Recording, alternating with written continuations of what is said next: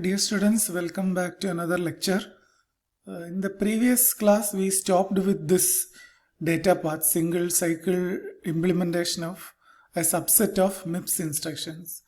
And we found that this can execute R-type, I-type instructions, but J-type we could not execute because J-type requires you to compute the jump target address, which requires further hardware into this. So today let us see how can we incorporate jump instruction into this. So let us see how a jump instruction looks like. The first 6 bits opcode as usual. Next we have got a 26-bit jump target which has to be converted into a 32-bit PC value. Okay, so we know how to do that. The new PC value is equal to the upper 4 bits retained as such, and then you have to replace the 26 bits after left shifting by 2. So 26 bits left shifted will result in 28 bits, and 28 bits when concatenated with the upper 4 bits will be giving you 32 bits of PC, and that becomes your new PC. So since we have a limitation of 28 bits, that leads to 256 MB range for the jump. So 256 is actually 28 bits. So 2 power 20 is 1 MB multiplied by 2 power 8 is 256 MB. So that is the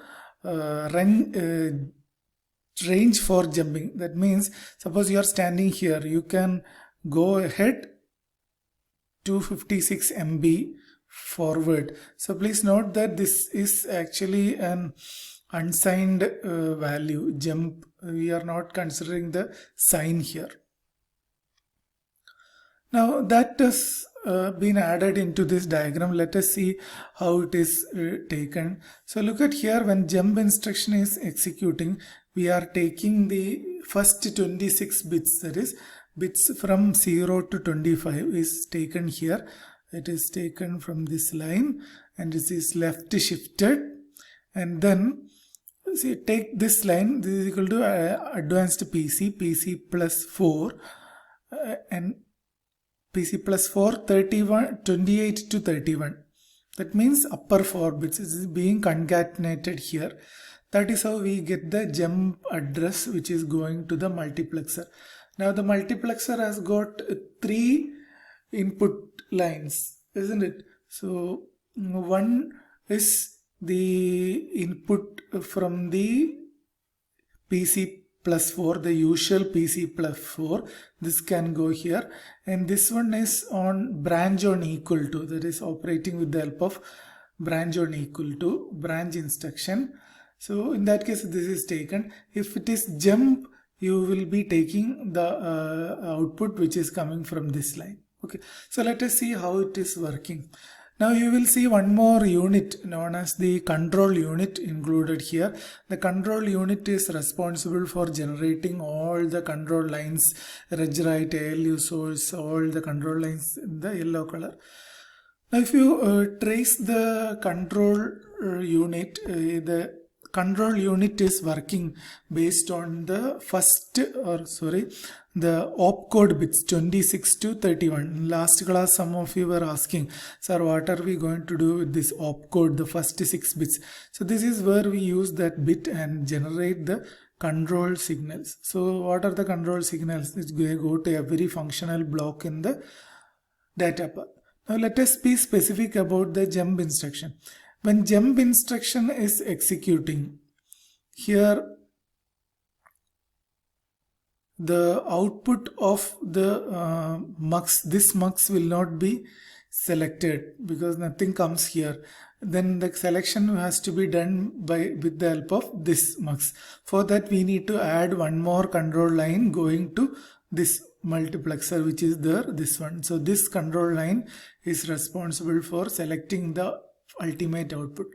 Now if it is branch on equal to instruction, if the branch is success, that means branch on equal to will be success if the subtraction value is 0. If the equality is tested by doing a subtraction.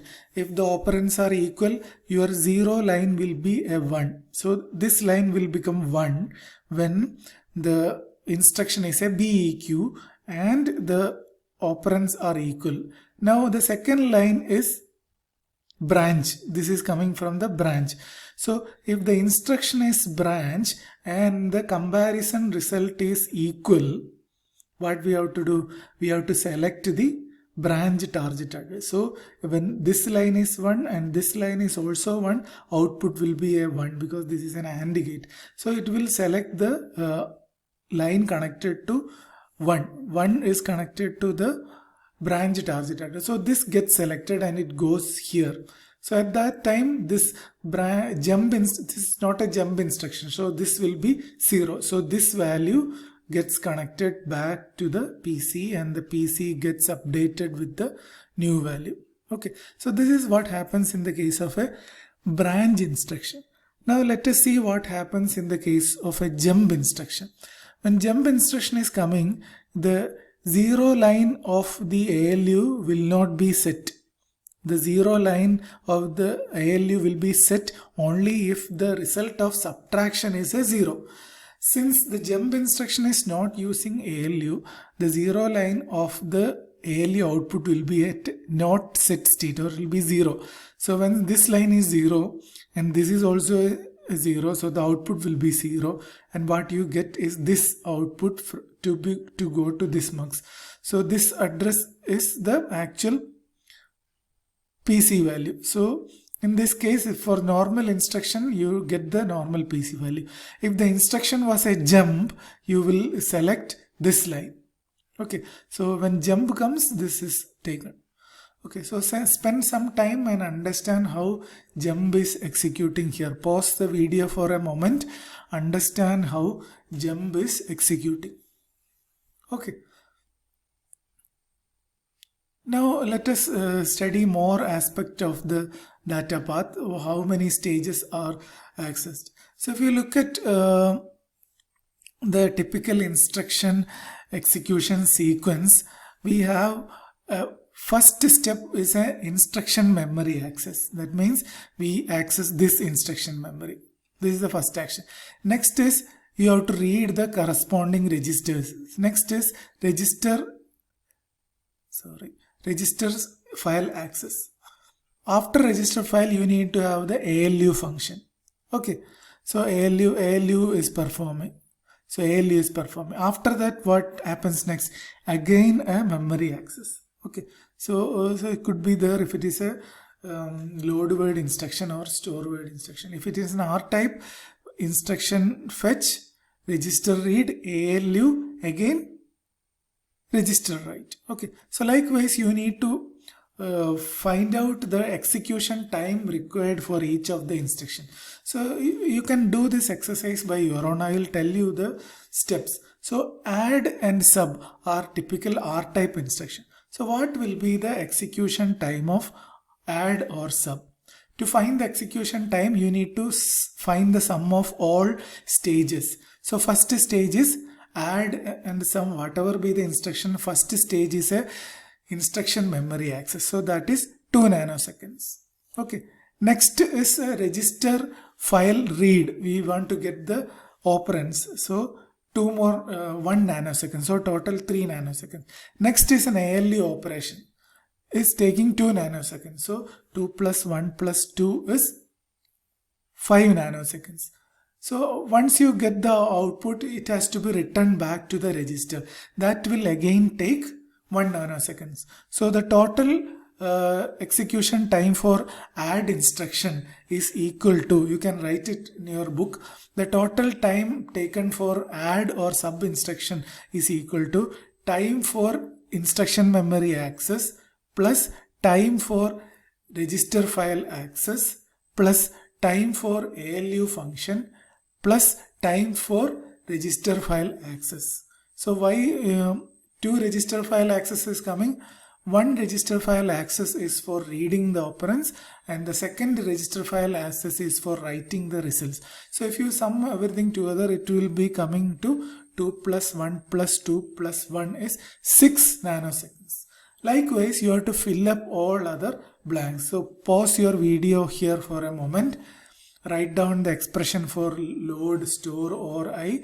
Write it and calculate, and the answer is there in the next slide. So pause the video here, calculate on your own, and then go to the answers. Okay, so this gives you another insight into the calculation of the clock cycle time. So the total time taken for add sub is 6 or 6 and so on. If you look at load load instruction is taking 8 nanoseconds. So if we are going for a single cycle implementation, the clock cycle should be at least 8 nanoseconds. Otherwise, all instruction cannot be implemented in a single clock cycle. That is an important point you need to understand. Okay. Hope you understood all the things. With this we will close here for single cycle data path. We will see more details on the control signal generation in the next video. So note down if you have any doubts. We are open for discussion after this video. Thank you.